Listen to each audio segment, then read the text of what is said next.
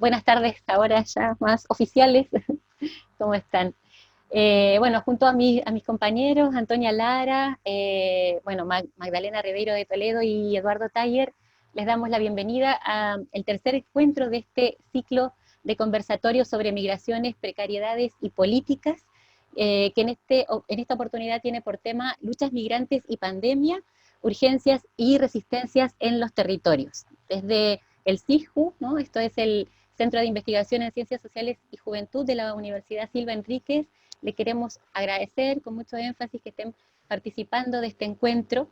Les quiero contar brevemente el contexto de este ciclo, ¿no? El propósito con el que surge este espacio es generar conversaciones, reflexiones y debates en torno a inquietudes vinculadas con diferentes aristas de la relación entre migraciones, precariedades y políticas, que es el tema central del proyecto Fondesit del que emana la actividad.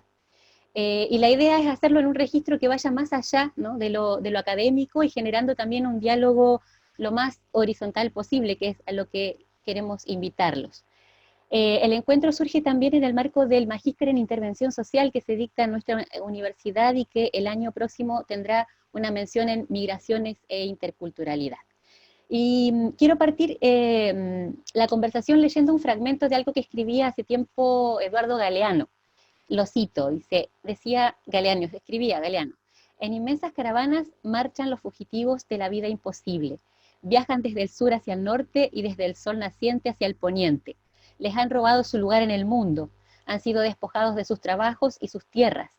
Muchos huyen de las guerras, pero muchos más huyen de los salarios exterminados y de los sueldos arrasados. Los náufragos de la globalización peregrinan inventando caminos, queriendo casa, golpeando puertas. Las puertas que se abren mágicamente al paso del dinero se cierran en sus narices. En el escenario actual, ¿no? Este escenario de pandemia o de crisis pandémica, esas imágenes que ponía en palabras Galeano se han multiplicado con una fuerza viral. Y ahora no solo se han cerrado las puertas de entrada, sino también las puertas de salida de los estados, ¿no? Y como apátridas, los migrantes han estado acampando frente a consulados para volver a sus países de origen. Hemos visto esas imágenes profusamente en los medios en el último tiempo. Ahora que su fuerza de trabajo precarizada ya no resulta útil o necesaria, ahora que ya no hay remesas que enviar, tampoco hay patria, ¿no? que quiera acogerlos. Este microscopio social que ha sido la pandemia ha amplificado igual certezas que ya teníamos, ¿no? Por ejemplo, esa que señalaba Hannah Arendt cuando decía en relación a los refugiados que aunque los derechos humanos son algo que debiésemos tener asegurado justamente en nuestra calidad de humanos, no tienen ninguna realidad si no se las podemos reclamar a algún Estado o nación en particular. O también lo que decía de manera bien contundente Abdemalek Sayad, que es un sociólogo, pero sobre todo un migrante argelino en Francia. Él decía, al final, un inmigrante solo tiene razón de ser en un modo provisorio y como condición de que se conforme a lo que se espera de él.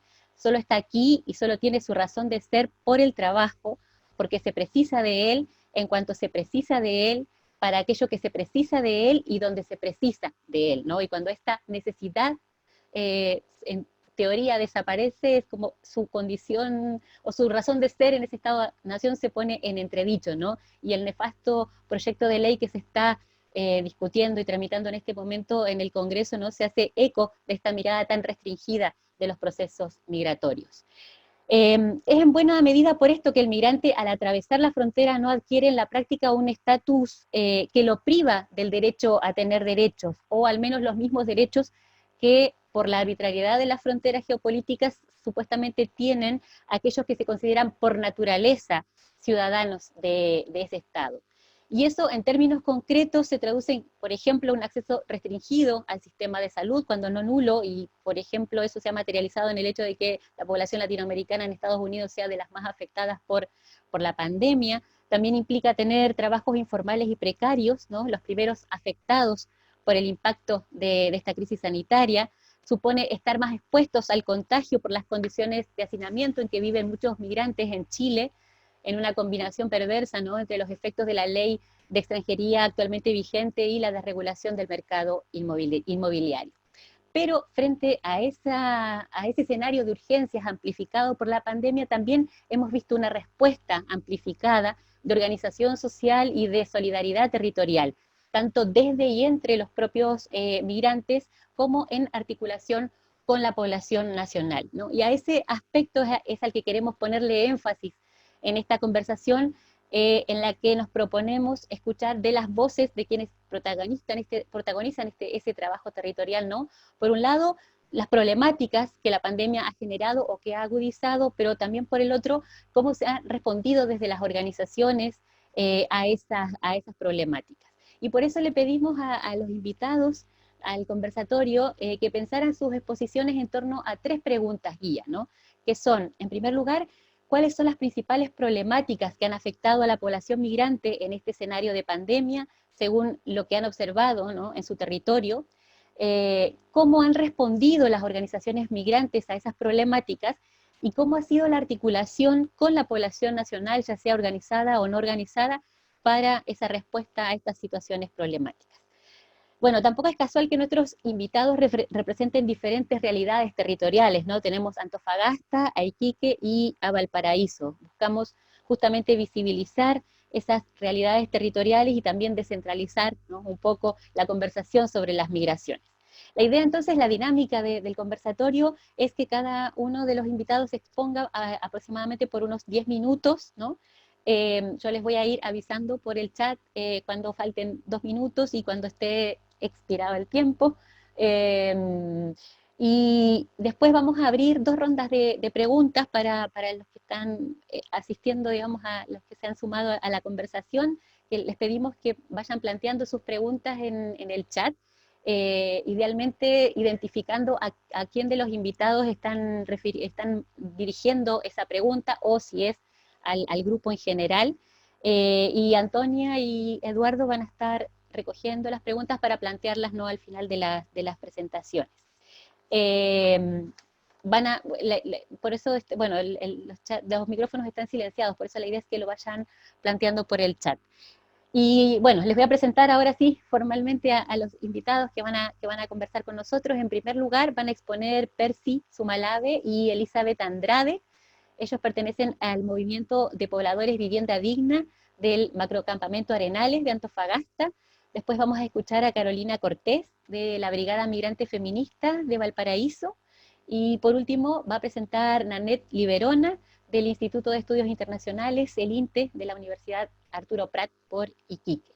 Y a todos ellos les queremos agradecer muy, muy enfáticamente por este tiempo y por la disposición a conversar y a contarnos lo que está ocurriendo en los territorios y cómo se han organizado, cómo han estado viendo la organización en respuesta.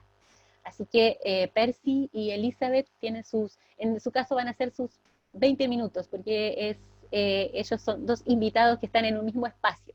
Así que les damos la palabra a Elizabeth y a Percy.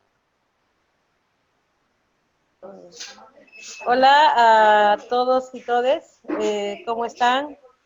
Un gusto nuevamente de estar con tremendo grupo, un lujo de tener a Nané, a Caru, a todas las chicas que están ahí presentes, y nada, feliz de participar en este encuentro.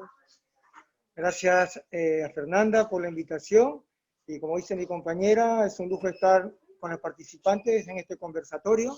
Es la primera vez que voy a estar en un conversatorio, y bueno, es parte para enriquecerme también como dirigente por todo lo que está sucediendo en mi macrocampamento, en mi comunidad. Así que agradecido. ¿Vamos de frente a la pregunta o qué? ¿O nos vamos a ir presentando? Bienvenidos, Percy y Eli. Y sí, directamente partan conversando cómo se habían organizado para responder como a las 3 preguntas en una sola exposición. Entre los 2 ustedes se habían puesto de acuerdo para contar como de su realidad territorial. Eso, sí, denle nomás. Ya. Percy va a tener la palabra en la primera pregunta de la problemática, de qué ha sido la problemática que hemos tenido como macrocampamento en el tiempo de pandemia. Bueno, hemos tenido, bueno, como todos sabemos aquí, la problemática que hemos tenido acá en el macrocampamento Los Arenales es la no participación de las autoridades, ¿sí? Sabemos que hemos tenido muchas dificultades por la mala participación de las autoridades con los dirigentes del macrocampamento Los Arenales. Hemos sido muy invisibles hacia las autoridades, pero a la vez agradecido con todos mis dirigentes y mis vecinos que viendo esta situación tan difícil y compleja como es la pandemia del COVID-19, que no solamente ha sido una crisis sanitaria, sino social y laboral, donde han dejado muchos de cesantes y personas con bajos recursos, que a la final es gracias a mis vecinos, a las dirigentes, hemos podido organizarnos y, ¿cómo se llama?, articularnos en las ollas comunes, ¿sí? Todos los arenales, hemos tenido 6, 7 ollas comunes y mis vecinos se han hecho a cargo de todas esas responsabilidades, mis dirigentes, y a la vez hemos estado atendiendo también a las personas que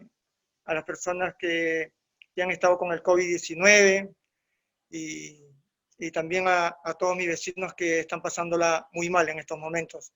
Así que eso ha sido para mí algo muy grandioso, porque hemos estado muy unidos junto a toda mi organización para seguir adelante, para poder contrarrestar esta pandemia.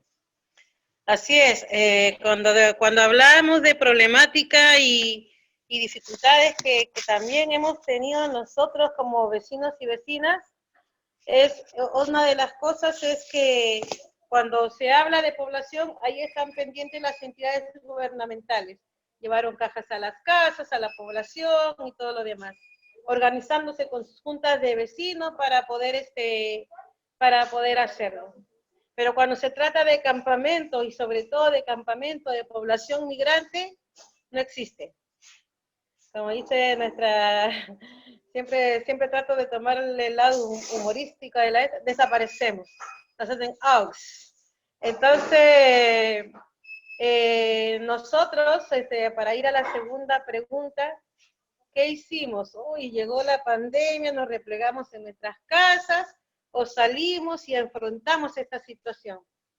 Entonces aquí mi compañero en una de esas conversas dice, mejor ya que no viene, porque pedíamos que vengan, mandamos una carta a Seremi de Salud, mandamos una carta a Seremi de Vivienda, de que vengan, que nos apoyen, nos ayuden, y nada, ¿ya? Entonces aquí mi compañero dice, ya hagámoslo nosotros mismos, empecemos a sanitizar nuestras propias casas y todo eso. Fruto de esa experiencia fue que en cada comité del Rompiendo Barreras, porque el macrocampamento consta de 14 comités, hay que decirlo, 1.700 familias, pero de esos 14 comités, 7 trabajan con el Rompiendo Barreras. Bueno, también ahí hay todo un quiebre que hicieron también este Estado opresor, hizo y pasó lo que está pasando ahora, pero nosotros no hemos bajado los brazos, sino al contrario, más nos hemos fortalecido, cosa que ahora los vecinos están cuestionando la decisión dirigencial de los otros comités que se han ido, porque nosotros al ver de lo que estaba pasando, nos organizamos de la siguiente manera, creamos un centro comunitario de salud y abastecimiento, ¿ya? Hicimos una alianza con el Cefam Valdivieso, donde ellas, las enfermeras y las nutricionistas vienen a visitar nuestras ollas, nos hacen testeos de muestras de PCR para poder nosotros tener un muestreo de lo que es el COVID asintomático, que por cierto se ha dado mucho en el macrocampamento, tanto así que según las encuestas, las últimas encuestas que hemos tenido, hemos llegado a unas 900 personas contagiadas. Bueno, yo soy una de las 900, que también me contagié. Bueno, ya pasé y todo lo demás, pero eso que permitió que en cada comité se armaran de delegados de cuadra, por ejemplo, porque como no nos podíamos reunir en grupo, para ayudar a nuestros vecinos que la estaban pasando mal. Conocer entidades migrantes, por ejemplo, con la integración migrante, conjunto con la comunidad colombiana, hicimos un pacto para poder hacer que los vecinos se vayan a residencias, sobre todo los que estaban en estado de más hacinamiento. ¿me entiendes? Pero llega la cuestión de, como decía el Percy, que había cesantía, que había hambre, y decía, uy, ahora. Entonces, una compañera que no está acá, que es del Comité de Esperanza de los Niños, dijo, yo me voy a poner a cocinar porque a mis hijos no los mato de hambre ni cagando. Y bueno, eso fue, pues ella fue la primera que hizo la primera olla común popular dentro del macrocampamento, y un poco como que nos dio el impulso, ¿cierto? Sí, la iniciativa, y ahí, sí, pues el Comité de Esperanza de los Niños nos dio la iniciativa, y ahí hicimos una campaña contra el COVID y el hambre, que fue una campaña a nivel nacional.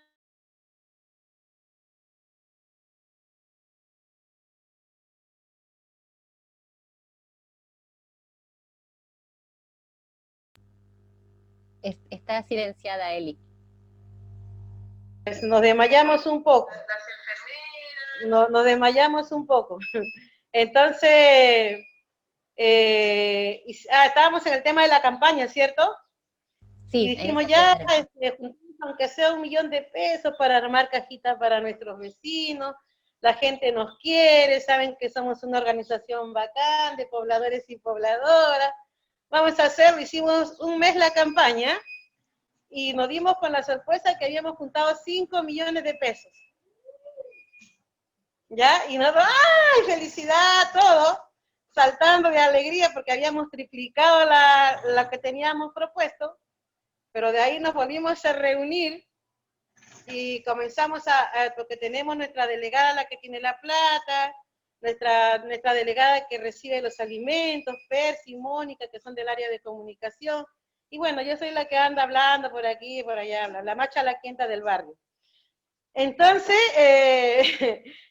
¿cómo se llama? Cuando de repente nuestra tesorera, bien chiquillas, todos felices, somos cerca de 757 familias, dividido entre 5 millones, sale 4.500 pesos por casa. Y entonces, oh, dijimos, qué poquito, porque una caja de familia sale como en una pros de 15 a 20.000 pesos por caja. ¿Y ahora qué hacemos? Decía, entonces, bueno, no está aquí, pero no sé si ustedes llegaron, creo que tú siempre conociste a la Blanca, una vecina colombiana, agarró y dijo, bueno, ya pues chiquilla, no, dividamos la plata en forma proporcional y hagamos olla. Es la única manera en la que vamos a poder salir adelante, porque si nos vamos a poner a llorar, no nos va a alcanzar caja para todos los vecinos.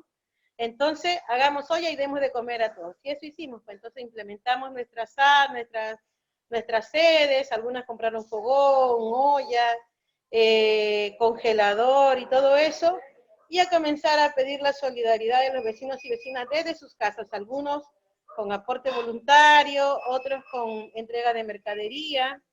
Y cuando nos dimos cuenta, por ejemplo, ya teníamos, por ejemplo, acá en este comité, 120 raciones. En el tuyo, ¿cuánto percibe? Otros 100 también, ¿no? Sí, 80, 100 raciones. 80, 100 raciones diarias de comida, y las otras compañeras igual 120, el ranchito otros 120 más, y cuando nos dimos cuenta eran 777 raciones diarias de comida que se entregaban. Pero, y incluyendo, como dice Mónica acá, mi compañera, que nos está apoyando también en la grabación, que algunos vecinos de la población que venían a recibir la comida, e inclusive los vecinos de los otros comités que no pertenecen al Rompiendo Barreras también recibían su comida. Eso nos hizo, al menos en una conversación que tuve yo en el Instituto Nacional de Derechos Humanos, salió una frase que la estamos llevando porque es nuestra frase de la pandemia, que cuando el Estado desaparece, la solidaridad de los arenales florece y más se fortalece. Entonces, ese es nuestro lema de nuestra pandemia y estamos ahí dándole la lucha. En la última pregunta, para no hacerla tan larga, para darle espacio a nuestro vecino, ¿cómo nos hemos articulado? Bueno, como la ven a Mónica, la voy a poner para que la vean. ¿Dónde está? Espérate, Mónica. Mónica está acá, ella nos está grabando en vivo de nuestra página, y bueno, eso nos ha permitido a nosotros seguir, que mucha gente nos siga a nivel nacional, internacional. Conocimos a un grupo de mujeres chilenas en Nueva Zelanda que vieron nuestras redes, porque el Percy y Mónica andan siempre publicando, y decidieron ayudarnos. Entonces, una cosa impresionante que ocurre en este tema es que cuando acá en Chile están discriminando a los migrantes, los chilenos del extranjero están ayudando a los migrantes que están acá. Y yo lo que le decía y le decimos a las compañeras, porque son puras mujeres, 3 asociaciones, ¿no?, de la comunidad Lady Ken, y no me acuerdo el otro nombre, porque, o sea, no lo puedo pronunciar, eso es. Mujeres Unidas en Chile, en Nueva Zelanda, bueno, no sé cómo se llama. La cosa es que ella nos decía algo, que hay que estar fuera para poder entender al migrante que está dentro. Y esa es la verdad. Entonces nos pasó lo mismo también con una radio de Guatemala, la radio jornalera, que los chiquillos de guatemaltecos radican en Estados Unidos y comienzan a visibilizar el esto. Entonces, esta pandemia tiene un símbolo que es una olla. En símbolo, una olla prendida a leña, porque en todo el mundo se ha dado el tema de la olla. Y la palabra que queda para gesticular en todo este proceso es la solidaridad. La solidaridad de los pueblos hermanos, la solidaridad con el pueblo mapuche, la solidaridad con vecinas y vecinos que le hemos estado pasando mal. Nosotros tuvimos en el macro campamento 3 pérdidas humanas por el COVID. Y una sobreviviente en estado de crítico, de gravedad, que es ella no lo sabe, pero ella va a terminar siendo nuestra mujer símbolo de que sí se puede salir adelante, de que sí lo va a lograr, porque le dieron 2 horas de vida y ahora está aquí en el campamento con su hijo, desde su casa todavía, porque tiene que poquito a poquito recuperarse bien, pero es una de las sobrevivientes de la muerte, se podría decir. Entonces, eso es lo que nos llena a nosotros la fuerza para continuar, a seguir adelante. No sé si tú querías decir algo más. Pero sí, es el aliciente, es el coraje. La verdad, me admiro de toda la mujer y mi vecina, la dirigente, muy empoderada, muy luchadoras, y bueno, y ese es un aliciente, al menos para mí, para seguir adelante, y para todos los dirigentes, que unidos podemos seguir avanzando y hacer muchas cosas en bien de nuestra comunidad latinoamericana, como es los animales rompiendo barreras. Eso, chiquillos. Gracias. Bueno, gracias Percy, gracias Eli. Bueno, después hacemos como una síntesis de las 3 presentaciones y planteamos las preguntas, pero solo quería poner en contexto para los que se fueron sumando después, que Elizabeth y Percy están en un espacio comunitario en el campamento, es una cooperativa donde están fabricando pan en este momento, y donde hay otros compañeros. Te voy a mostrar. Del miren qué rico salió este pan, se van a morir.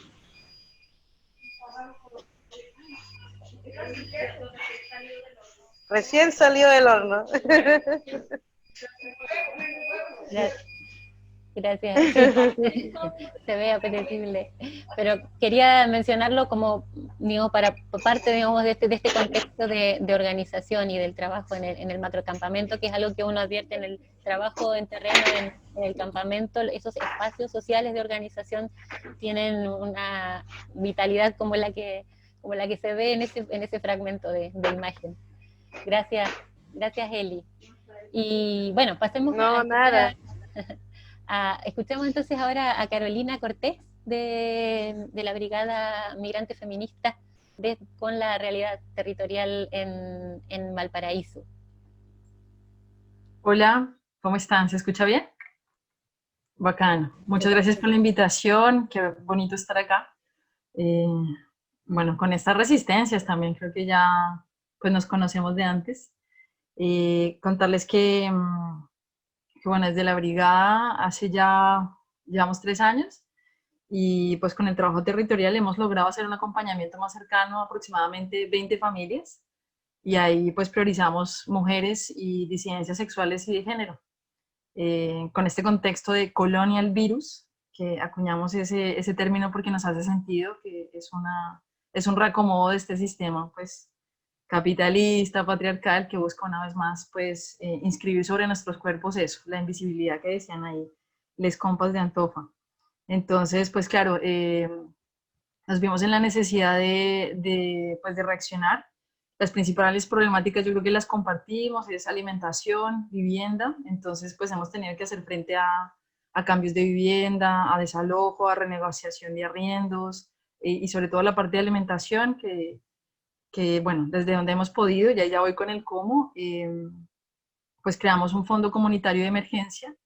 Vimos el ejemplo en España con la resistencia antirracista ya, y empezamos a recaudar dinero de manera directa, o sea, quienes querían pues pueden aún hacernos aportes, estando en Chile o desde fuera, y pues a la par que creamos ese fondo, creamos un ciclo de conversatorios virtuales, donde aprovechamos de crear una parrilla con activistas feministas y artistas de diferentes latitudes que quisieron de manera voluntaria pues aportar su conocimiento. Entonces cobramos una entrada, digamos, simbólica a quienes quisieran ser parte de estos conversatorios. Entonces, pues esta ha sido una estrategia que hemos mantenido desde abril hasta ahora septiembre, que ahora vamos a cerrar el ciclo de conversatorios, y un poco también del fondo, ¿no? Para reinventarnos. Entonces han sido 6 meses de ardua resistencia. El fondo prácticamente ha estado en compra de medicamentos, realización de exámenes, movilización, pago de cargo de celular, ayuda en pago de arriendo. Eso, nos hemos encontrado con comunidad migrante que ya tenía pues, un estado de salud delicado, tenemos comunidad trans que está en pleno tránsito, así que no puede dejar como su medicación. Y pues además de esas 20 familias, pues obviamente recibimos casos pues de extrema urgencia, que nos contactan por las redes sociales. Entonces ahí también pues tratamos de por supuesto brindar asesoría y acompañamiento. Como brigada hemos venido dando un giro, creo que empezamos con un activismo más de calle, más confrontacional, de performance, y un poco a poco hemos ido girando a esto que es el acompañamiento, ¿no? Que son como políticas de cuidado, que prácticamente lo que están haciendo en Antofa, y es aprender a cuidarnos, cosas que no nos enseñaron, pero que hemos tenido que ir haciéndole lugar. Entonces, eso es lo que hemos podido desarrollar. A la par, pues logramos financiación internacional desde 2017 con un fondo que se llama el Fondo Frida, que apoya activismos jóvenes en el mundo. Y ahí, a través de eso, logramos desarrollar un programa que se llamó Cuyacuni, que en quechua significa amor propio. Y con eso logramos, pues, a esta comunidad que ya tenemos, brindar apoyo, pues, psicosocial, y también apoyar cursos de oficios para que estas mujeres y personas disidentes sexuales también tengan una fuente de ingresos que no esté supeditada, pues, a un contrato, o sea, que les permita tener herramientas más independientes también, más ahora. Y producto también de ese proyecto, ahí lo cruzamos también con la comunidad en Antofagasta y logramos sacar un libro muy pequeñito, pero que incluye relatos de niñas, justamente en los campamentos, y esto pues también nos da un vuelco hermoso porque pues esforzarnos a hacer un activismo con el nivel de racismo que hay y que ocurren este tipo de cosas, pues también nos siguen valentonando, nos encorazona un montón. Participan niñas que ya dicen ser chilenas, pero que tienen padres migrantes, que también son afro, pero es bello como en medio de este horror y de este terror también, pues darle lugar a la belleza, ¿no? Y a contranarrativas que hablan de mundos posibles, ¿no? Que es al final lo que sí nos motiva. Entonces, estas cosas bonitas ocurren, y eso pasó con Cuyacuni, fue un proyecto hermoso, muy bonito. Y ya a nivel de articulación territorial, pues trabajamos en red con quien quiera, con quien esté, pero más directamente logramos por fin articularnos con otras organizaciones de mujeres migrantes, que por ahí anda Carolina, de Mamitas Migrantes, y logramos tender puentes con la Secretaría de Mujeres Inmigrantes, que pues ha estado, digamos, en Santiago, pero ahora tiene un nodo Valparaíso. Y esa articulación es un red de cuidados migrantes donde pues visibilizamos nuestras campañas, nuestro accionar en territorio, y logramos hacer entregas de canastas colectivas. Yo creo que eso pues también se volvió histórico, es una articulación que no se había dado antes, pero no por falta de voluntad, pero ahora digamos que se logró concretar también por el nivel de urgencia. Y pues hacia alianzas transfronterizas, bueno, mentiras, aún locales, pues Antofagasta, ahí seguimos profundizando esa red. Creemos firmemente en que tenemos que apoyarnos entre activismos migrantes y antirracistas, también descentralizando, como no quedarnos solo con lo que se hace en el territorio, pues más cercano. Y en Valdivia también, como que hemos logrado eso, encontrar otros activismos en el territorio, digamos, nacional, para podernos apoyar. Y ya a nivel transfronterizo, pues estamos teniendo más un diálogo directo con Ni Una Menos Argentina, y de ahí la idea es eso, mantenernos en comunicación constante con todo el movimiento de regularización ya, porque sabemos que no es solamente aquí donde están abortando a la comunidad migrante. Eso, creo que lo resumí todo, pero contarles que también, claro, hablamos como en términos materiales de la vivienda, la comida, la salud, pero creo que nos sigue cobrando un alto nivel de energía, de estabilidad emocional, el tema de la regularización. Eso genera en la comunidad migrante un nivel de estrés y ansiedad que yo creo que no se refleja. El sistema está colapsado hace años, la gente no recibe respuesta, no coinciden los plazos, llevan más de 2 años esperando una respuesta, sabemos que es más. Entonces eso, en comparación también, esa zozobra sumada a que estamos esperando que en cualquier momento nos impongan una nueva ley que simplemente hace lo de siempre, que es un genocidio civil, pues obviamente que le suma esta preocupación, ¿no? Porque es prácticamente no podemos hacer nada, está aprobada, el gobierno la da por hecha, la da por aprobada, así la presenta en sus páginas institucionales como una nueva ley migratoria, y de la par están generando pues noticias altamente racistas. No es que antes no lo hagan, pero ahora sentimos que crean ese ambiente aún más fascista para que la ley salga y la gente sienta que el Estado les protege de la comunidad migrante. Entonces, como decía, hay una compañera que ahora pues retornó a su país, pero que estuvo aquí activando, es el ejercicio de fronteras. Sentimos que el Estado de Chile le sigue vendiendo a su comunidad nacional esa idea de seguridad con el ejercicio de cierre de fronteras o de control, cuando eso no está representando en realidad ninguna seguridad, ¿no? Es simplemente esa invitación a seguir cultivando el racismo, ¿no? que tanto impulsan. Entonces, claro, estamos, siento yo, generando una resistencia pues bien dura, intensa, yo creo que en las condiciones más extremas que hemos tenido, y no nos alcanza para, siento yo, dar la respuesta que quisiéramos a esa aprobación de ese proyecto de ley. Hemos estado al tanto, es muy difícil seguir la pista de lo que se va modificando, de las discusiones, pero sabemos totalmente que es una imposición. Ahí ver qué es lo que vamos a hacer en adelante para seguirnos aliando, ¿no? Y resolver lo que el Estado no resuelve y en cambio sí complica. Eso les puedo comentar así en resumen. Y bueno, creo que aprovechar este espacio, yo creo que también para contarles, sacamos un video de denuncia justamente de la ley, contamos ahí como algunos puntos de los más nefastos, y justo 2 días después teníamos un conversatorio y como otras organizaciones, también con temáticas parecidas de afrodescendencia, sufrimos varios ciberataques, en total 3, donde en esta misma modalidad por Zoom se infiltraron, hackearon nuestra cuenta, y pues eso, activan mensajes de odio. Eso implicó que, claro, pues nos ha tocado formarnos en seguridad digital, pero es la persecución también, ¿no? Por establecer otra realidad, por contrarrestar los mensajes de odio que se instalan. Entonces, eso, les queríamos compartir. Entonces, también nos ha tocado armarnos de herramientas y de redes en cuanto a seguridad digital. Eso, muchas gracias.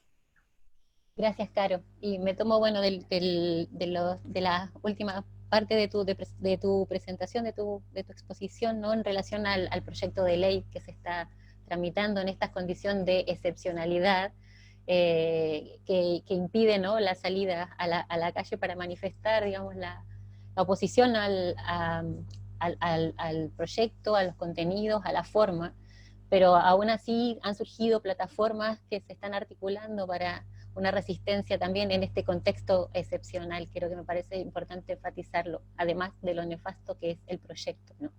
Y que sería su aprobación en estas condiciones. Ya, ahora escuchemos a Nanette Liberona del INTE desde Iquique. Hola, buenas tardes. Qué bueno estar en este conversatorio, ha sido súper interesante escuchar sus experiencias. Y bueno, yo, si bien me presento como investigadora académica del INTE, también soy miembro de AMPRO, de la Asamblea Abierta de Migrantes y Promigrantes de Tarapacá, miembro fundadora desde el 2016, más o menos, 17, más formalmente, con Lorena Zambrano, que está aquí presente también. Y para hacer esta presentación pedí la colaboración a la gente de la organización, para quienes quisieran ayudarme a responder a estas preguntas, y así se sumaron 3 personas, Yaima de Cuba, Lorena de Ecuador y Roger de Venezuela, con quienes estuvimos conversando para hablar de estos temas. Y bueno, a través de esas conversaciones virtuales también, vimos que habían alrededor de 5 puntos que podría mencionar aquí ahora. El primero, entonces, que afecta así de manera transversal, y lo vemos también en todo el país, el tema de la cesantía, ¿no? Cómo la cesantía marca el inicio de la pandemia y los efectos de esta en la precarización de la vida, ¿cierto? Y en el primer impulso que se vio claramente aquí en la región de salir del país, ¿no? Frente al quedarse sin empleo, no poder pagar arriendos y tener la posibilidad, puesto que las principales comunidades migratorias de acá de la región de Tarapacá son de Bolivia y Perú, entonces tienen relativamente fácil el retorno.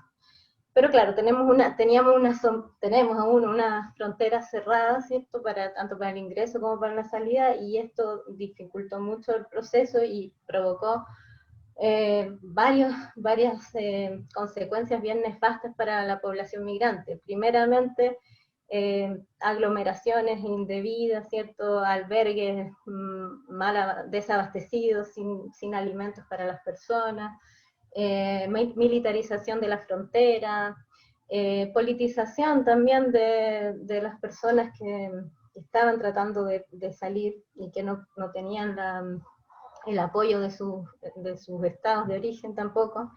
Entonces se vio un gran abandono, ¿cierto?, de parte del estado de origen y de destino, y eso también llevó a que las organizaciones migrantes, principalmente comunidades boliviana, peruana y de otras nacionalidades, en solidaridad, se hicieran cargo de estas personas que no solamente eran trabajadores de esta región, ¿no?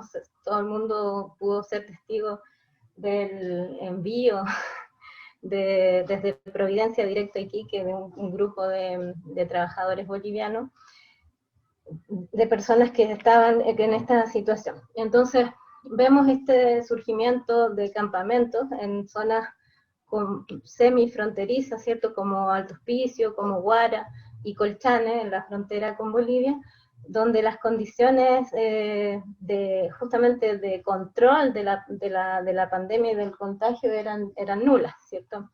Incluso en esta circunstancia en que se envían las personas a la frontera engañadas, ¿no?, y que finalmente llegan a Iquique, no hay control ni de la temperatura siquiera, que era lo mínimo, es lo mínimo que se hace hasta en los supermercados. Entonces, bueno, todo este abandono, como digo, genera una reacción muy, muy potente y que ha durado hasta el día de hoy, ¿no?, ya más de 6 meses, en que se empiezan a organizar en red las distintas organizaciones en conjunto con la sociedad civil chilena, con algunas instituciones con las que ya se colaboraba desde antes. Estoy hablando desde AMPRO, pero también de lo que vimos en otras organizaciones. Y ahí un elemento que empieza a surgir también con harta fuerza y como una traba importante, una barrera, fueron los trámites administrativos, ¿no? Ahí Lo primero, las personas que están en esta situación de cesantía, que no pueden cobrar los beneficios estatales, el seguro de cesantía, el fondo, lo de la AFP, ¿cierto? Y otros beneficios que se fueron dando en alguna medida. Incluso aportes municipales, que las personas que no tenían su visa al día, ¿cierto? No tenían su residencia definitiva, no podían cobrarla, otras que estaban en trámite, esperando eternamente, y ahí surge el segundo punto, ¿no? Los trámites administrativos, la problemática del Departamento de Extranjería. Como una traba, así, como un calvario, ¿no? Podríamos decirlo. Cierra la puerta, por favor.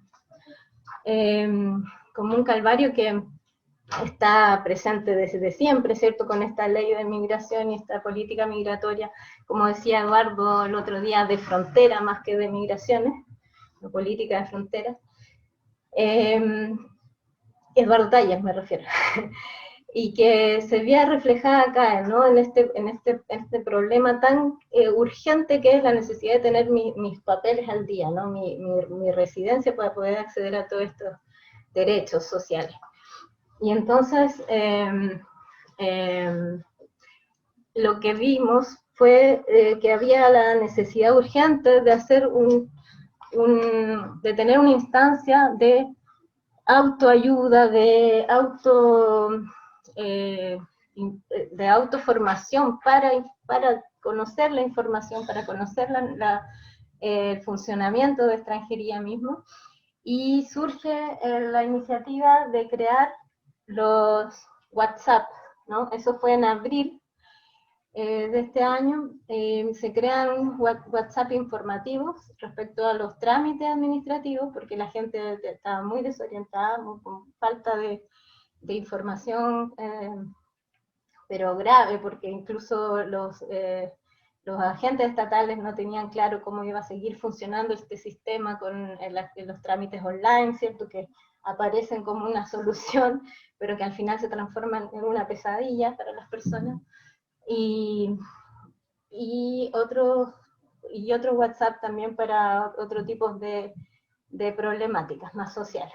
Entonces, pero surge primero con un número, y acá también que me llamó la atención, porque esto yo no lo sabía, pero ayer me contaban que efectivamente hay este tipo de servicios. Por ejemplo, el Servicio Jesuita Migrante tiene una aplicación, ¿cierto?, que preste este tipo de ayuda y que también permite a nivel nacional, ¿no? Cualquier persona del territorio podría solicitar algún tipo de información sobre trámites migratorios, pero me decían, pero es que las personas no pueden bajar la aplicación. No sé, es muy pesado, es dificultoso tenerlo en el celular, entonces optamos por los WhatsApp. Y esto efectivamente funcionó, y ahora hay 4 números de WhatsApp, me comentaban, que están permanentemente respondiendo consultas porque hay una demanda muy grande de información. Bueno, en cuanto a los trámites, lo más grave es que son las largas esperas, ¿no? Espérate. Tengo mi ayudante aquí. Y también pérdida de documentos, ¿no? Pérdida por parte de la administración, pérdida de documentos oficiales, originales, ¿cierto? Como una falta de interés también muy grande de generar apoyo de las organizaciones migrantes. Eso es algo que nosotros venimos ofreciendo hace bastante tiempo, de colaborar con el DEM para armar las carpetas, los dossiers, y no hay ningún interés en que las organizaciones sirvan de intermediario, de puente para facilitar esta tramitación. Entonces, como una problemática fuerte fue eso. Luego el tema de la vivienda. Acá en la región la vivienda ha sido siempre, desde hace muchos años, un problema grave, porque hay poco espacio, ¿cierto?, para construir en la zona costera, que es Iquique mismo.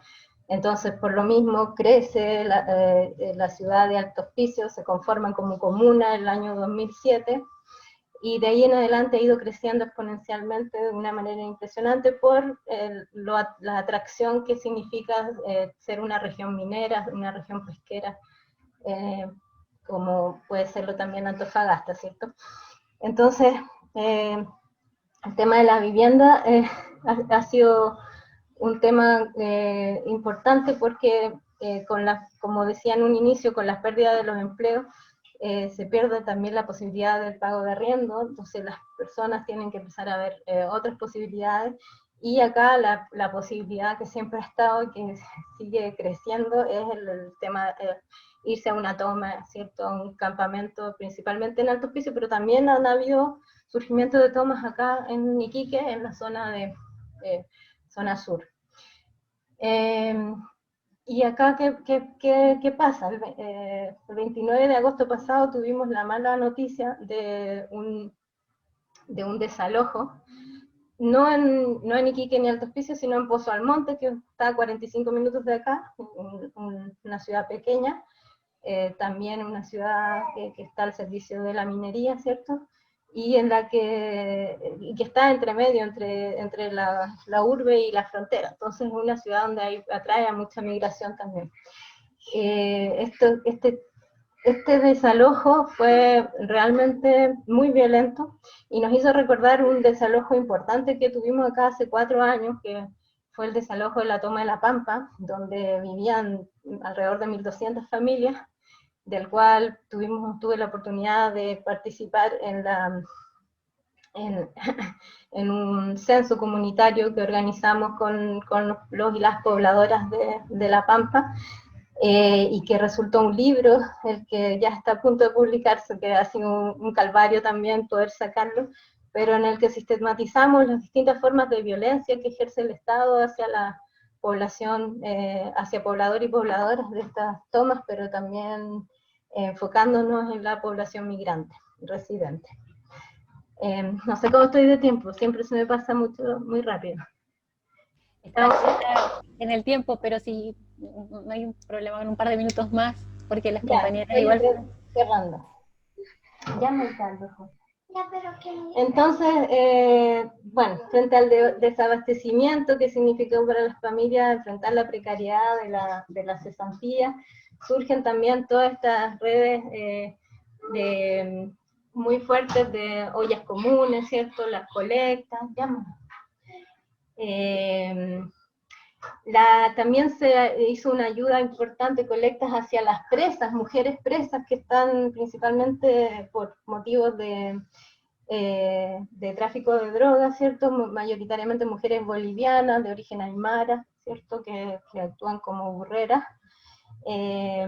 También se han hecho colectas puntuales como de pañales o de productos higiénicos para mujeres.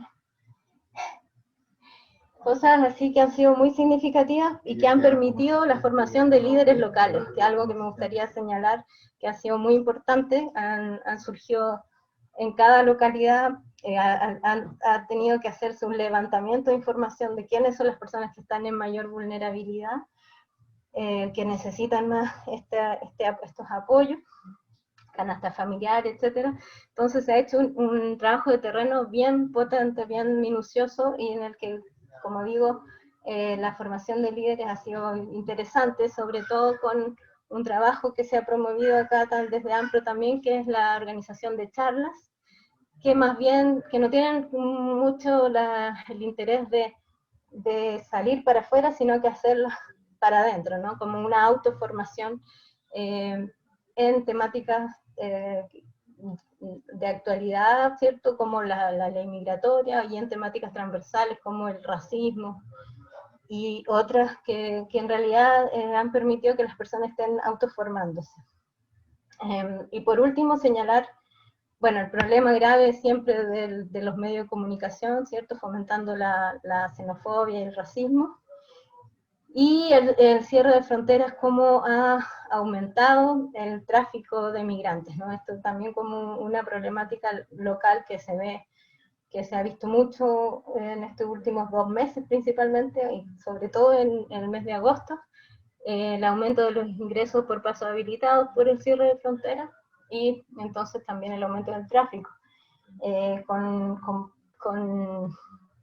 involucrando a muchos menores, niños, niñas y lactantes también, mujeres embarazadas. Ayer veía una mujer con 7 meses de embarazo cruzando la frontera, siendo abandonada por el coyote. Entonces, bueno, un poco para ya dar el paso a la otra ronda, decir que lo que he querido, o sea, que he visto, se asemeja mucho y se podría acercar a las luchas migrantes que fueron analizadas como la autonomía de las migraciones, ¿no? No sé si es una temática que está poco abordada en Latinoamérica y que es reciente, digamos, pero que ha sido bastante discutida en otros contextos, sobre todo europeos, en que cómo las personas migrantes tienen esta capacidad de enfrentar situaciones absurdas como las deportaciones, como las detenciones arbitrarias, o como el hambre, ahora, como lo decía la Eli, con esta fuerza autonómica. Eso está por ahora, que quede agotada. Gracias, muchas gracias, Nanette. Bueno, gracias a los cuatro invitados por hacer esta descripción, ¿no? Y análisis de esas realidades territoriales, de lo que ha implicado la pandemia. Como decía yo al principio, creo que es como una metáfora útil la del microscopio social, ¿no? Cómo se han amplificado problemáticas que estaban presentes y que se han agudizado por esta crisis pandémica. Y me tomo, Nanette, ¿no? La propuesta de las luchas migrantes, la mirada de la autonomía de las migraciones, que como ella dice, se han estado trabajando poco aún aquí por nuestros territorios, trabajando teóricamente, porque en verdad lo que estamos viendo, digamos, las presentaciones todas de lo que hablaron fue de luchas migrantes, ¿no? Entonces esta propuesta de pensar, quizás es arriesgado para la hipótesis teórica, pero pensar a la migración como un movimiento social en búsqueda de autonomía. Y me parece que la perspectiva que proponen los autores que están detrás de estos planteos, como pone, sin dejar de ver los condicionantes estructurales que hay detrás de los procesos migratorios, ¿no? Que aparecen muy claramente en las problemáticas que ustedes relevan, ¿no? Vivienda, trabajo, salud, los temas de los que se ha estado hablando, digamos, en relación a las migraciones, pero de manera amplificada, y además todo esto remitiendo, siempre aparece, digamos, en los tres casos, al gran tema de la regularización, de la regularidad y de la regularización, ¿no? O más bien, para decirlo desde otro punto de vista, a la construcción de regularidad por parte del Estado-Nación, ¿no? Que tiene derivas como la que enfatizaba Nanette, este aumento del tráfico por la frontera, ¿no? Entonces me parece que eso como síntesis de lo que ustedes han estado mostrando, ¿no? Por un lado, esta realidad, esta problemática amplificada, y que tiene esta particularidad. A veces cuando uno expone, presenta o participa de talleres, hay cierto cuestionamiento respecto de que los problemas que experimenta la población migrante no son muy distintos de los que experimenta la población nacional en condiciones de precariedad semejantes, y eso es cierto, y esto no es una lucha de precariedades, pero hay una especificidad que tiene que ver en gran medida con este tema, ¿no? Con la regularidad, y por eso el énfasis que ponía la Caro en esta campaña por la regularización, y que es un punto crucial, digamos, de lo que se está debatiendo en el proyecto de ley. Y otra cosa que me gustaría como rescatar bueno, Eli además ponía el tema de la discriminación del Estado, ¿no? Se ponía en escena esto que vieron, digamos, de manera muy clara desde el campamento, la llegada de cierta ayuda desde el Estado a las poblaciones, pero que no llega al campamento, ¿no?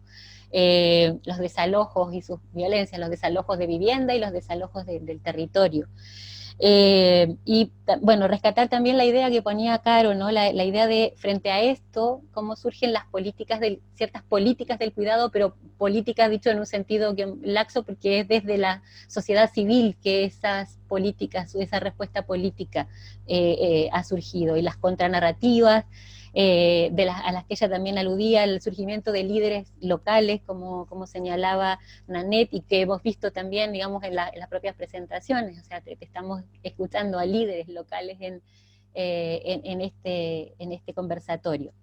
Y otro aspecto que me gustaría enfatizar y sobre el que me gustaría hacer preguntas, no sé si, bueno, le voy a pasar la palabra a Antonia por si han surgido algunas preguntas en el chat, pero aparece el tema de género, ¿no? Apareció en las 3 presentaciones, aparece el tema del género, y me gustaría que abordaran en la ronda de respuestas, ¿no?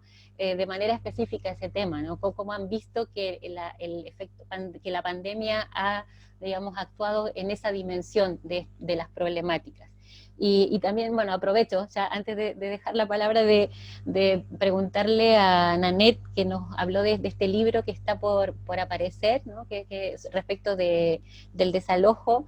Ella hablaba de que el libro lo que hace también es, además de, bueno, de presentar esta realidad, sistematizar las formas de violencia, ¿no? que se experimentaron en esa situación. Entonces me gustaría que si nos pudiera contar un poco de eso.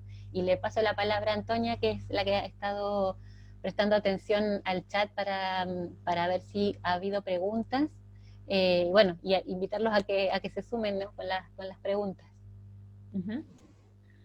Bueno, muy interesante y como estimulador de ideas y de reflexiones, las experiencias situadas que ustedes han ido exponiendo. Hay una pregunta puntual a Carolina sobre cómo se puede encontrar el video al que te referiste.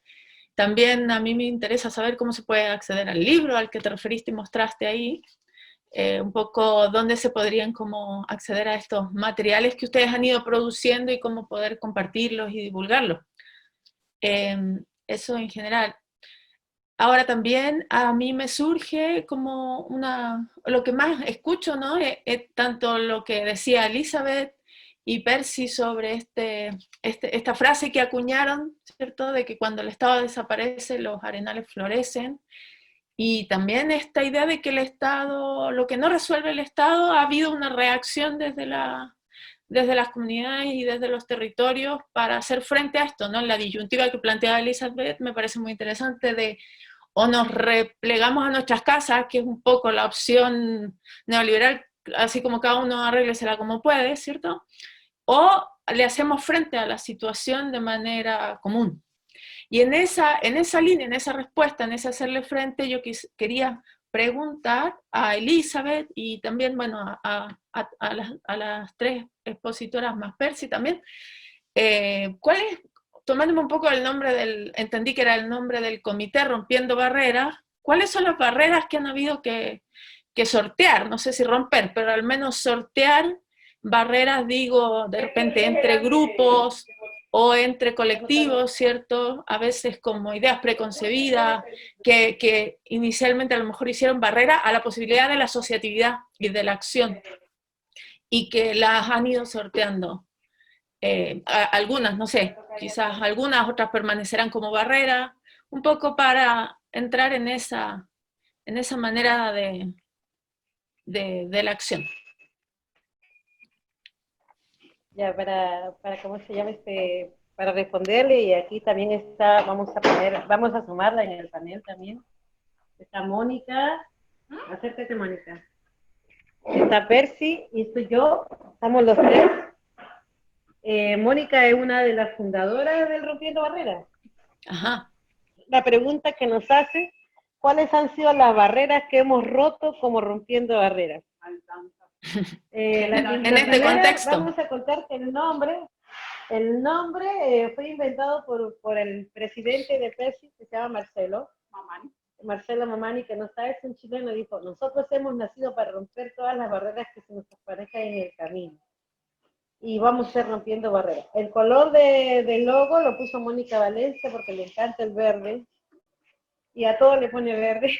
Y está bueno. Y para mí es como el color de esperanza. Nosotros, para que ustedes sepan, nuestro norte no es la pandemia, no son las ollas comunes, no es nada de lo que estamos haciendo ahora. Nuestro norte es la erradicación, la vivienda digna, la ciudad justa, el considerarnos ser sujeto de derecho. Y eso es una de las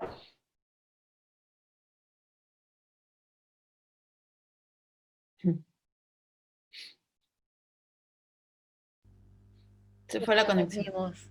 Sí, ahí está volviendo. Pero ya vuelven. Sí, ahí están. Van y vuelven. Es como Está en mayo, como silenciada dijo Eli. ella. Sí. Eli está silenciada por el desmayo. Ahí está volviendo. Aquí en la cooperativa siempre se nos va mucho la señal, porque como estamos encerraditas no podemos salir porque están horneando las vecinas, y el persiata que se come todos los panes. ¿Cómo se llama este? Una de las barreras que nosotros primero rompimos fue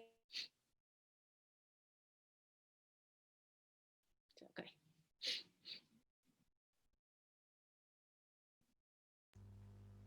Se volvió a silenciar Eli.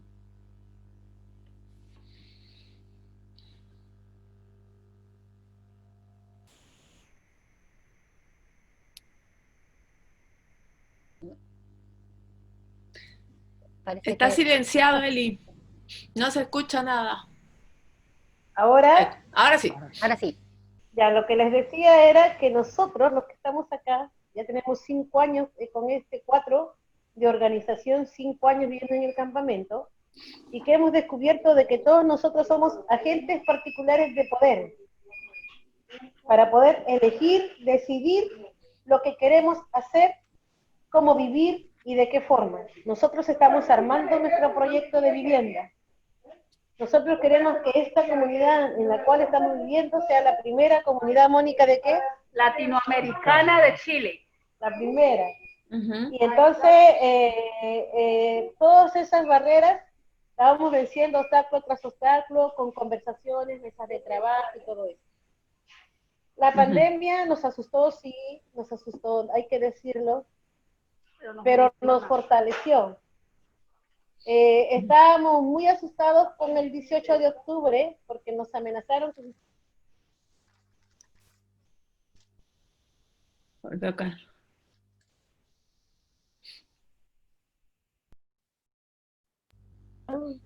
Es el Estado el que se está oponiendo a que hablemos de estas cosas, ¿vio? Boicot. Ya están haciendo revuelta ya desde sus casas. Desde que Chile despertó, nosotros salimos a las calles y vinieron las amenazas de que nos iban a deportar si salíamos a todo. Entonces, una de las cosas que dijo Mónica... Recuerda que nosotros empezamos a marchar nosotros desde el 2018 como vivienda digna. Nosotros ya veníamos marchando desde antes de que empezara el estallido social, o sea, nosotros empezamos el desorden, ¿no? Bueno, sí, es que Chile despertó, pero rompiendo barreras ya estaba despierto de antes, eso es lo que siempre decimos. Pero, ¿cómo se llama? Lo que siempre le decimos a los compañeros que hemos articulado a nivel de la sociedad civil es que Chile despertó y nosotros somos parte de ellos. Hicimos como integración migrante la marcha de los migrantes en la revuelta.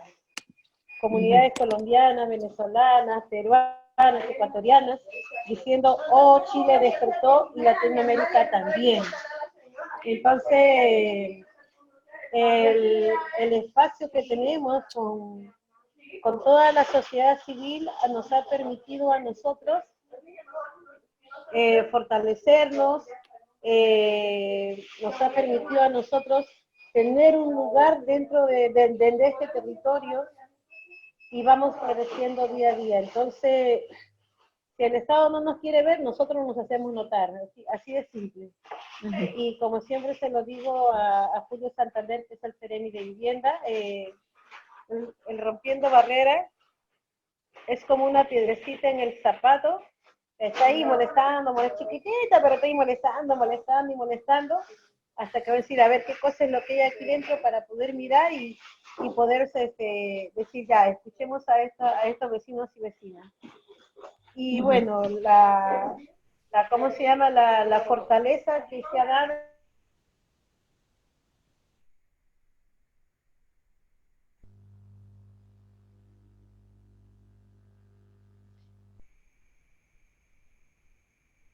Está en silencio otra vez Eli. Ya, para... Y como justo estábamos multiplicando ahora con el Percy, recién nos dimos cuenta de cuántas comidas te entregamos todos los días. Salen 4.075 raciones semanales, porque hay vecinas que trabajan la comida hasta domingo.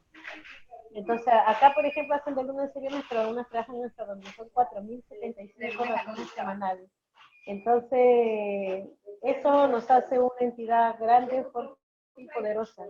Nos tomamos la solidaridad con nuestros connacionales peruanos, en el caso de nosotros, le dimos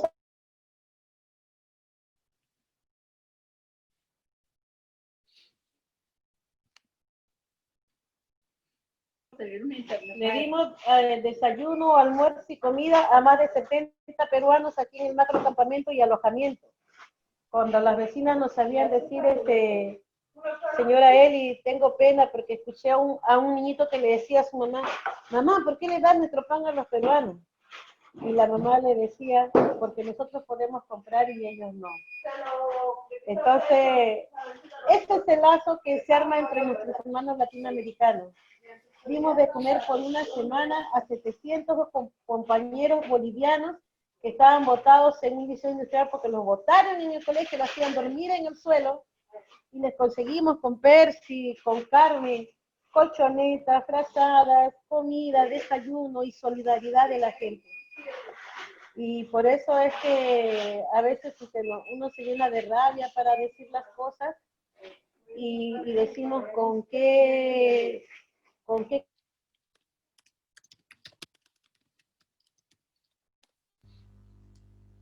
Se vuelve a ir el Eli. Está silenciada él. Parece que el Estado quiere que me callen. Entonces, me están boicoteando la conferencia. Entonces, esas cosas que hacen que a nosotros nos hagan más fuertes, más grandes y más poderosos.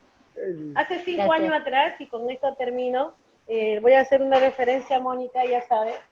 Yo era una dirigente que solamente estaba como dirigente, y Mónica lo sabe, por salir de mi problema familiar en el cual estaba viviendo.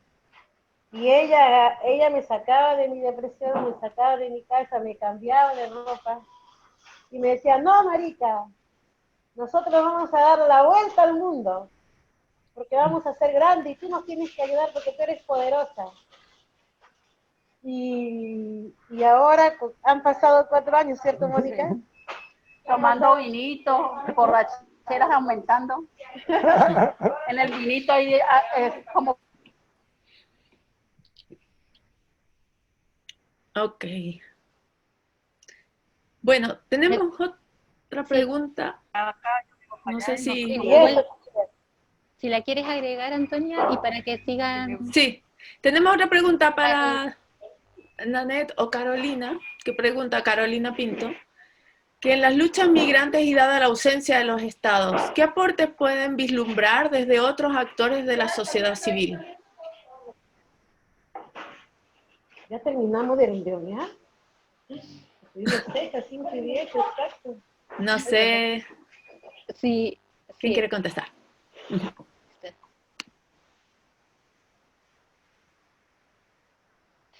Caro, ¿quieres seguir tú para que sigamos en la ronda? ¿Cómo fue el orden? Porque Ya, también había otras preguntas pendientes que quedaron de nuestras intervenciones. Sí, hay harto para decir.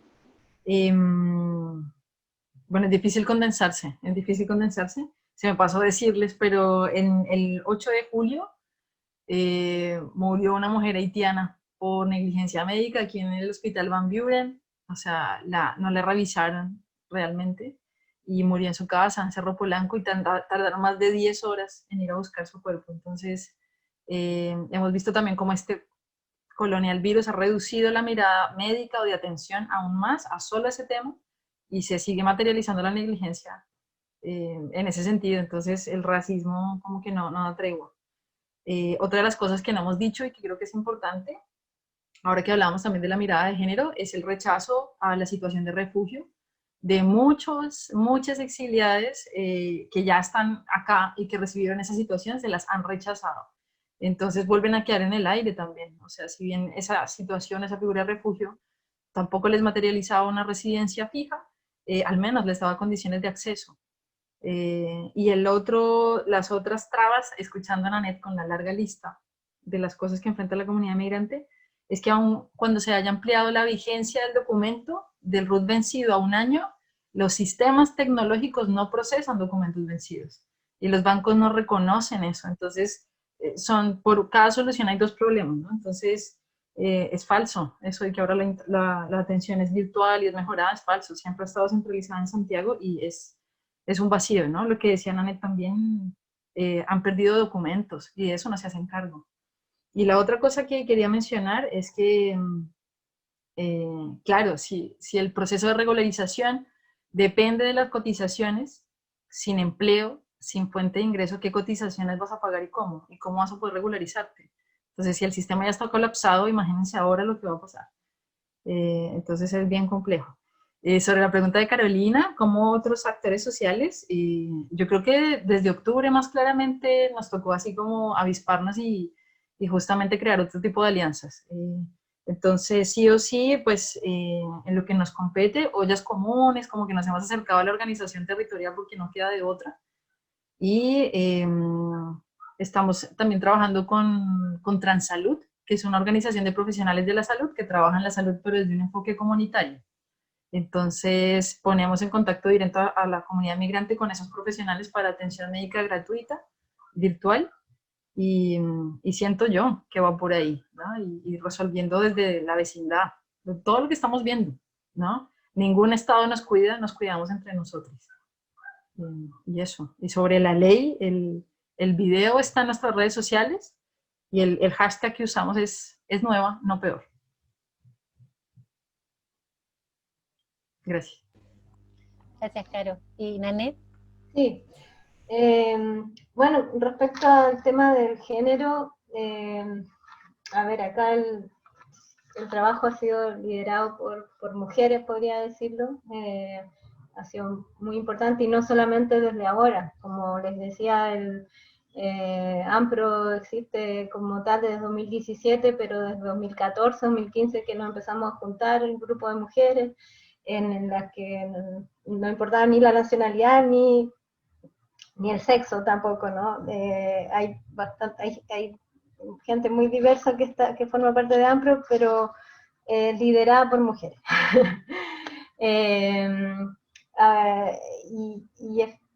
Bueno, el tema, y eso también trae también sus conflictos, ¿no? En relación a cuando hablaban de las barreras entre grupos u otros colectivos, cuando creas una asamblea así abierta en que puede entrar cualquiera, ¿cierto? Hay personas que tienen distintas opiniones, distintas formas de proceder, de actuar, y en realidad para llegar a consensos no ha sido a veces fácil. En un principio había como una línea muy común y muy empática, digamos, entre todos los miembros, pero hoy en día, en situaciones más de crisis, más de urgencia, han habido tensiones, han habido roces, como en toda organización, ¿cierto? En toda institución. Creo que eso hay que señalarlo. Por ejemplo, detectamos que hay internamente hay organizaciones muy propensas a la solidaridad, a colaborar, ¿cierto? Por ejemplo, en el tema del apoyo a la población venezolana en situación de calle, ¿cierto? Gente que está... Hay un sentimiento de parte de la comunidad venezolana de separación entre los que llegaron antes y los de ahora, ¿no? Se percibe mucho eso y es algo que hemos analizado como algo nefasto, pero que no es cosa de llegar y decir esto es malo y ya no lo vamos a aceptar más, ¿no? Porque surgen situaciones como, no sé, tratar de vagabundo a esas personas, o señalar que antes había más profesionales y ahora llega cualquiera, cosas así que están presentes incluso dentro de nosotros mismos, y ahí lo más importante ha sido este trabajo de autoformación, ¿no? Que les comenté, las charlas en las que lo importante es conversar las cosas. Entonces, a pesar de que hay diferencias, y algunos solo quieren hacer colectas y llevar y dejar, y otros no, quieren estar ahí y colaborar más de forma transversal. Se acepta que hayan distintos enfoques. El trabajo con las presas, por ejemplo, no todos están de acuerdo con eso, pero en fin, lo que se ha logrado y creo que es positivo es esta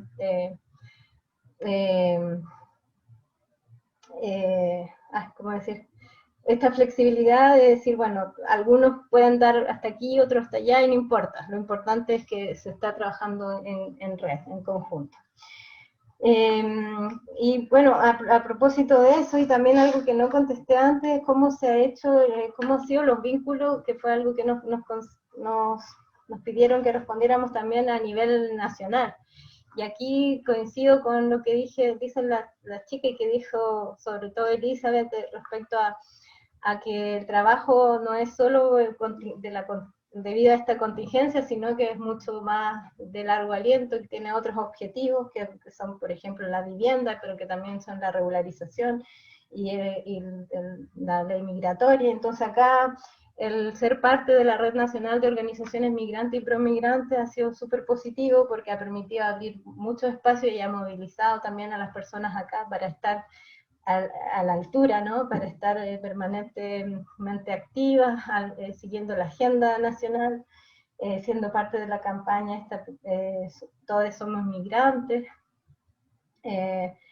la campaña del apruebo también por la Constitución, y eso también ha sido ha permitido unirnos y participar en otras instancias, y con alianzas que se venían estableciendo desde antes, con la CUT, con la colectiva Aquelarre, colectiva feminista, y así otras organizaciones. Entonces son alianzas de larga data que se han ido forjando, como decía también Eli, que el estallido social fortaleció.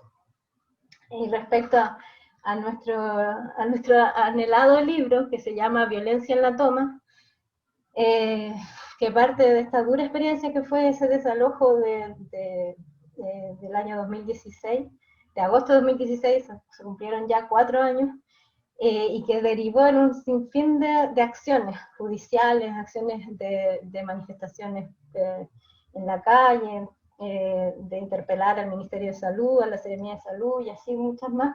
Pudimos rescatar, como decía antes, esta idea de que el Estado se mantiene una relación en particular con la población en toma, en campamentos, y en gran medida población migrante, ¿cierto? Y esta dimensión relacional que nos permitió ver cómo la violencia, y la violencia estructural, ¿no? Principalmente se transforma en una relación, ¿no? Y ¿qué significa la violencia estructural? Así a grosso modo, decir que es una violencia que no se puede identificar como una acción directa que se da a una persona en particular, o que sea física, que se pueda identificar claramente, ¿no? Es una violencia que opera de manera inadvertida, que no es fácil de identificar, que no es ejercida por un agente individual, y que está instalada o imbuida en la estructura social. Y aquí entonces voy a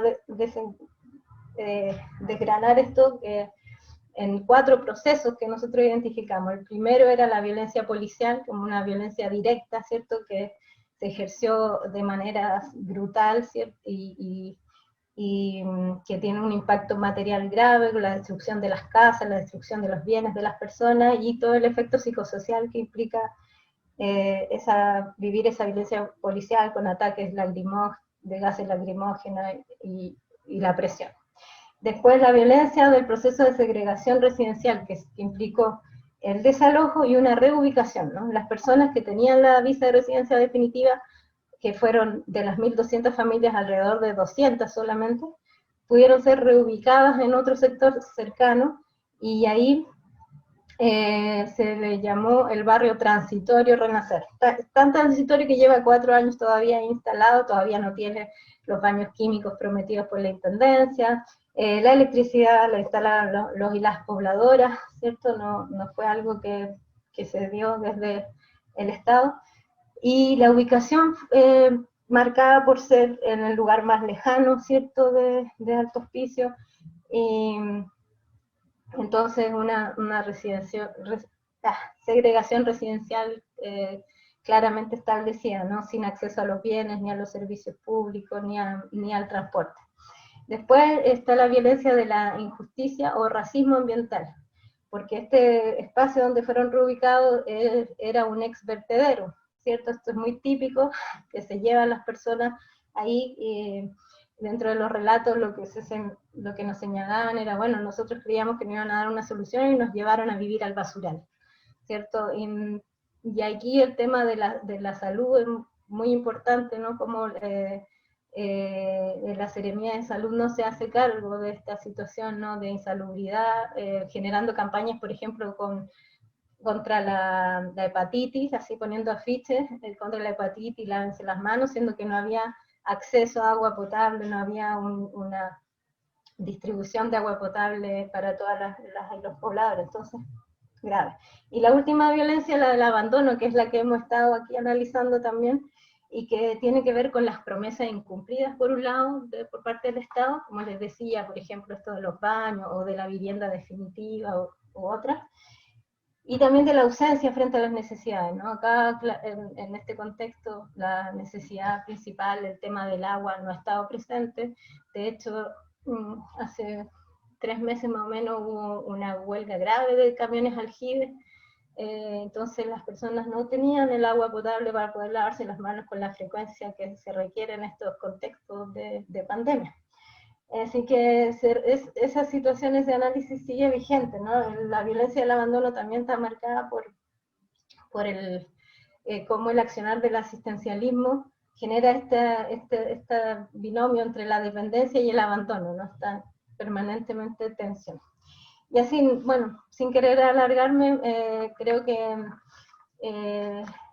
ese libro, por un lado, relata una lucha migrante, que es una lucha entre pobladores y pobladores de distintas nacionalidades, incluso chilenos y chilenas, y que hasta el día de hoy sigue vigente, enfrentando la actual situación que nos puso el virus. Gracias. Gracias, Nanet. Estaremos atentos entonces a cuando salga, cuando se publique Violencia en la Toma. Tú nos cuentas. Eduardo, no sé si ha habido más preguntas en el chat o... No, estaba la pregunta de Carolina. Yo quisiera igual agradecer las presentaciones, que estuvieron muy interesantes. Y a mí, en lo personal, me motivaron una pregunta que tiene que ver con el horizonte político que tienen las organizaciones de migrantes hoy día. ¿Cómo lo ven? Porque claro, los papeles, la regularización, o a propósito de lo que decía Elizabeth, la vivienda, no sé, ¿cuál es el horizonte político que ven si es que hay uno o no? No quiero preguntar por todas las organizaciones migrantes, pero sí por en las que ustedes participan o lideran. Eso, y ya que estamos colgando un poco la pregunta que hacía Carolina Pinto, ¿no es cierto? ¿Qué papel pueden jugar otras organizaciones en conseguir ese horizonte? Organizaciones nacionales, como las que mencionó la Nanet, sociales o políticas, no sé. ¿Cómo lo ven en ese sentido? Elizabeth y Percy Mónica están decidiendo que tienen que irse, entonces pidiendo la palabra, ¿no?, para responder, así que me parece que vayamos en el mismo orden en que pusieron para responder las preguntas de Eduardo. Eli, tienen la palabra ustedes. Está silenciada. Sí, ahí, es que el internet nos fue en contra. Lo que pasa es que tenemos que ir a repartir el pan. A las 5:30 tenemos que ir a entregar el pan, eso es lo que pasa. Y entonces, como yo he amasado re poco porque he estado acá con ustedes, me toca a mí repartir el pan. Y ellos me van a tener que ayudar a repartir. Por haberme estado sentada aquí, pero es importante. Cuando hablan de organización política y sobre todo de cómo se llama, cuál es la participación nuestra, Nanek sabe, la red estuvo trabajando harto y arduamente con el tema del voto, de ser parte, de ejercer, de tener el ejercicio al voto. Cervel quiso anular esa participación.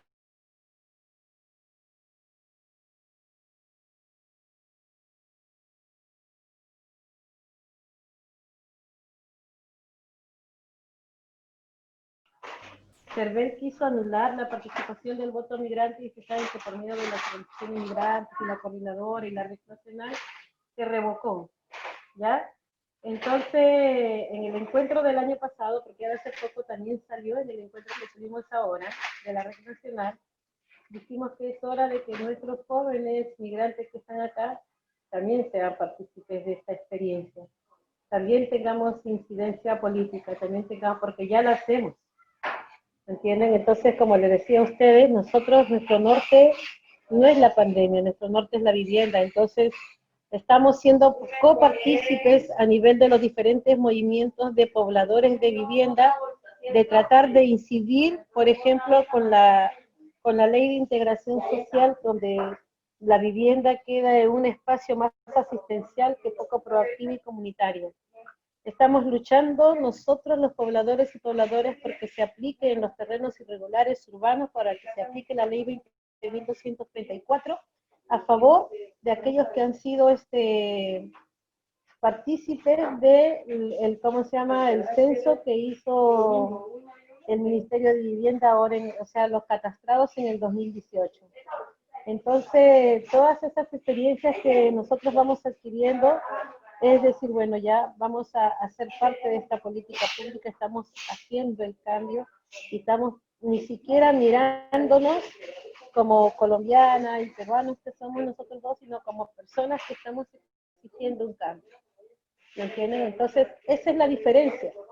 La diferencia de esa ley de migración que no representa a nadie, ni a ellos, ni a los chilenos que están fuera, ni a nosotros que estamos dentro, porque no nos representa, hablan de una política segura.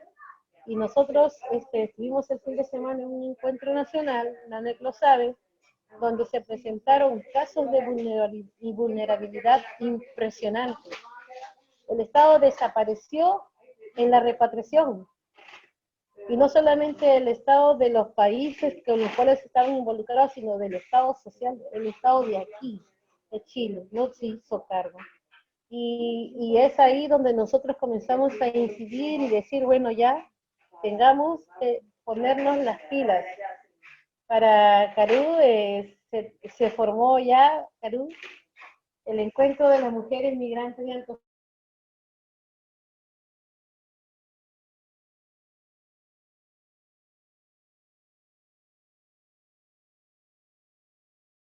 Y ese encuentro fue una iniciativa que tuvimos con la visita que tuvo Carú el año pasado en la Brigada Migrante.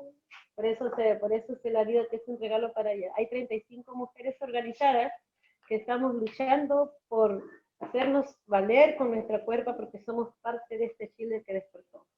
Y bueno, motivando a los jóvenes a que sean ellos también partícipes. Esta asamblea constituyente tiene que ser nueva, tiene que ser plurinacional, tiene que ser del pueblo.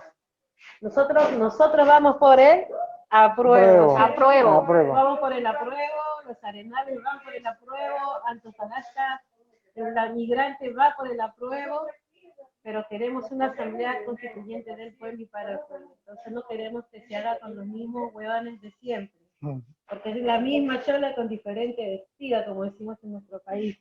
Queremos que sea el pueblo el que esté ahí, el que represente todo, y por eso es que nosotros como Arenales participamos en las asambleas autoconvocadas.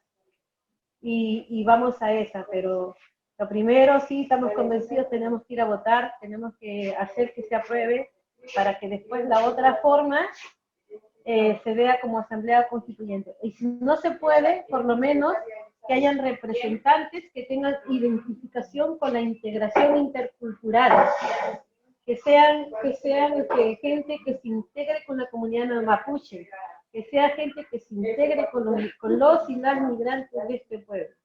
Porque Chile siempre fue un país migrante, y siempre lo digo, bueno, cuando dicen, ay, que los migrantes aquí en Antofagasta, a ver, perdón, ¿quiénes fueron los primeros migrantes en Antofagasta? Que se queden ahí.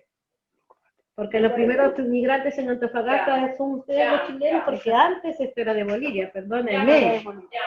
¿Entienden? Entonces, cuando tú les dices eso, ahí quedan como que se les trastorna. Pero después, no, ya chilenieros, estamos aquí, estamos en todas y vamos luchando por algo. No sé, Percy, si tú querías decir algo. No, agradecer a Fernanda, agradecer a todos los participantes y bueno, estamos para otro conversatorio y felicitarle a cada uno de los panelistas, los que están presentes. Mónica, ¿querías decir algo? Ya todo está dicho.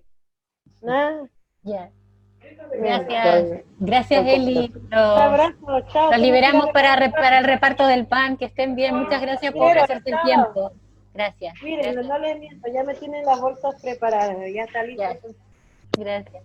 Caro, ¿quieres seguir tú con la... Ahí están ya, y todo eso tengo que llevarme. Fuerza, Eli, qué rico. Mi vecina están que me reclaman ya. Chao, abrazos. Chao. Arriba. Gracias, gracias. Por el horizonte político. ¡Aprobamos! Ya, vamos. Se les agradece la alegría. Sí. Mira, sobre el horizonte político, no hemos andado mucho, pero o sea, las reflexiones que hemos venido haciendo es que, igual como brigada, sí, al ser una organización que se declara feminista, antirracista, sí hacemos una lectura de que el Estado siempre va a procurar, son procesos de blanqueamiento. No hace una lectura crítica de una identidad que comprenda sus raíces, no lo va a hacer con la comunidad migrante. Entonces, si bien tenemos esa lectura crítica, pues no es de que nos queramos quedar por fuera, porque sabemos que si se impone esta nueva ley migratoria, uno de los espacios para conversar, el desactivarla o el generar otro tipo de política sería desde justamente una nueva constitución. O sea, incluso, bueno, Colombia tiene una nueva constitución, la tuvo desde el 91, eso no es garantía, pero sí es un panorama que nos pone a pensar y a ordenar ideas. Y yo creo que Chile hace rato tiene una resistencia antirracista inmigrante con la cual conversar, y no solo en ciertos momentos, sino es una conversación que debería ser permanente. Pero eso es lo que vemos, o sea, de manera crítica, integración nos suela a asimilación cultural, pero no por eso no vamos a querer conversar, o sea, desde nuestras experiencias, que es lo que les hablaba de prácticas de cuidado, desde ahí podemos aportar educación popular antirracista, como las estrategias que hemos ido encontrando también como organización, pero nos es vital hacer lecturas críticas. Sabemos que en el movimiento migrante ahora hay más vocerías de mujeres, no sé si de disidencias, como que seguimos haciendo énfasis en que falta mucho, pero también se ha recorrido un montón. Pero, claro, horizonte político, no nos cerraríamos a conversar para construir esa realidad que deseamos, pero nuestro futuro nos enmarca en alianza con el Estado, si sabemos que no nos ven y no nos quieren ver, o sea, ese es así de claro, ¿viste? Eso es como un atisbo, pero nos falta más conversa. Siento que estamos aún resolviendo el cotidiano, la contingencia. Nos falta tiempo para poder conversar desde el deseo, no desde esa carrera que nos hacen tener por resolver problemas, ¿no? Un sistema punitivista. Pero sería lindo tener ese tiempo de soñar juntos. Eso. Sí, sí, ahí estoy. Bueno, como no puedo hablar por mí misma, hice la pregunta por chat en Ampro y tuve 3 respuestas que son muy coincidentes con lo que las compañeras han planteado acá. Bueno, y primero voy a hablar de eso y después de una reflexión más mía. En general tiene que ver con luchar por la ley migratoria, por una constitución pluriétnica y pluricultural, dicen, impulsar y concientizar que también podemos ser parte del cambio, ya que estamos en Chile y somos incidentes políticos. Otros dicen involucrarnos en el proceso constituyente con miras a aportar en los temas migratorios, interculturales, futuro y posicionamiento en esferas políticas con representantes. Y por último, tener posicionamiento político para que en futuros procesos tomen en cuenta nuestra realidad, para que vengan a posicionarnos sus leyes racistas selectivas que solo provocan aún más una migración irregular. Bueno, en síntesis es más o menos lo mismo, pero yo quiero plantear que AMPRO, desde su creación, tiene como principal objetivo el trabajar por los derechos de las personas migrantes, y en este sentido son muchos, ¿no? El espectro es amplio, y por lo mismo, a medida que se ha ido sumando gente, que ha ido creciendo la organización, se han creado diversas dimensiones, líneas de trabajo. Hay una línea de trabajo más antirracista que creó la escuela, la École Joan Florville, que es una escuela de español para haitianos. Hay un trabajo también fuerte de trabajo por la vivienda, ¿no? Liderado por Ángela Popo en el tema, o sea, con los comités de vivienda, principalmente el comité Flor de Población y el comité Buen Vivir, en el que forma parte de Lorena. Y en esta experiencia, bueno, y así en otras áreas, pero quiero parar aquí un poco para decir que es difícil el tema del posicionamiento político, la pregunta no era exactamente eso, pero los vínculos con entidades más políticas, porque han habido bastantes malas experiencias, ¿ya? Sobre todo en los comités de vivienda, hemos sido testigos de mucho oportunismo político, por parte de los presidentes, donde ha habido incluso cooptación de personas para recolectar firmas para campañas, ¿cierto? Para inscripción de partidos nuevos, en las que han habido promesas incumplidas, ¿cierto? Que no solo, las promesas incumplidas no solo son por parte del Estado, sino que también de organizaciones, colectivos políticos, que a veces, o sea, que vienen con un discurso que se supone que es renovador, pero que al final terminan teniendo las mismas malas prácticas de partidos más tradicionales, que ya claramente se ha revelado el engaño con el que actúan en todas las instancias. Entonces, hay bastante desconfianza de vincularse así puntualmente con partidos o organizaciones políticas, a pesar de que hay este interés manifiesto de ser parte de un proceso constituyente.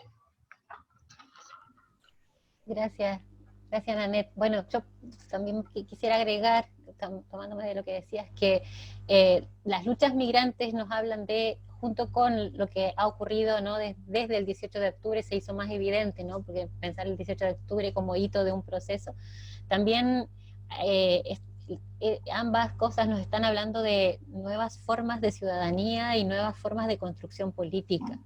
Entonces, quizá también no solo es que, o sea, también pensar que ambos conceptos se están transformando y que las luchas migrantes son digamos, una expresión de esa transformación. No sé bien cuál es el horizonte, pero creo que sí que es un síntoma de ese cambio. Eso, no sé si alguien más quiere agregar algo, pero solo quería agradecer a los invitados por tomarse el tiempo de compartir, de conversar con nosotros, de contarnos de sus realidades territoriales, ¿no? de su trabajo en el territorio, agradecer a los compañeros, a todos los asistentes por haberse hecho el tiempo de estar escuchando e interesándose por el tema. Sí, Caro, la Caro quiere decir algo. Que se me olvide, y siento que estaría bueno, claro, poder encontrarnos y tener como lecturas más globales frente al racismo, o sea, como dejar de entender, digamos, el racismo solo ante comunidades originarias o hacia la comunidad migrante, sino tener escenarios más amplios para poder ver cómo se manifiesta el racismo para con otras comunidades, y ahí sí hacer una alianza antirracista más grande, ¿no? Para que no solo la comunidad migrante esté resolviendo su realidad. Entonces ahí pensábamos en alguna conversa que tuvimos interesante con Negrocéntricas, que es otra organización, y eran preguntarnos, ¿no?, a quién le pertenece la tierra, porque el Estado, por ejemplo, plantea políticas de ordenar la casa, y con eso despoja el territorio de quienes realmente le pertenece, que es a las comunidades originarias, pero también despoja a las comunidades migrantes porque tampoco nos permite habitarla. Entonces, eso, dejar de fragmentar, capaz, porque pues ninguna categoría libera, y poder tener lecturas más globales. Eso nos va a aportar un montón. Eso, muchas gracias. Ya. Claro, bueno, justo en el chat Lorena Zambrano puso un mensaje que tiene que ver con lo que estás diciendo, ¿no? La humanidad somos todos, somos los habitantes en Chile, no los chilenos y los migrantes, somos uno y eso se aprende conociendo, no juzgando. Y me tomo esta idea de, bueno, pensar en habitantes, ¿no? En residentes del territorio. Creo que también eso es un mensaje importante para lo que se viene, para el proceso constituyente, ¿no? Para construir y establecer, institucionalizar derechos para quienes vivimos en el territorio, no para los ciudadanos del Estado, o digamos en la concepción acotada de ciudadano de un Estado. Eso, muchas gracias otra vez a todas, todos y todes, y bueno, nos estamos viendo. Habían preguntado bastante. ¿Sí? ¿Querías decir algo, Eduardo? No sé si estabas levantando la mano. Ah, ok. Y agrego algo que dice Jimmy respecto a lo que mencionó y preguntó Eduardo. Creo que nos falta conocernos aún más de lo coyuntural, ya que los procesos migratorios son procesos individuales. Así podríamos partir para una futura actividad asociatividad en lo político mucho más potente y concreto. Gracias Jimmy también por el comentario. Y bueno, estaban preguntando si vamos a compartir esto, se está grabando, así que lo vamos a compartir por el Facebook institucional del CISJU, del Centro de Investigación en Ciencias Sociales y Juventud de la universidad, para que estén atentos a aquellos que estuvieron interesados. Gracias, muchas gracias a todos. Nos vemos, cuídense. Chao. Chao, que estén bien. Chao. Chao, chao. Chao. Chao, chao.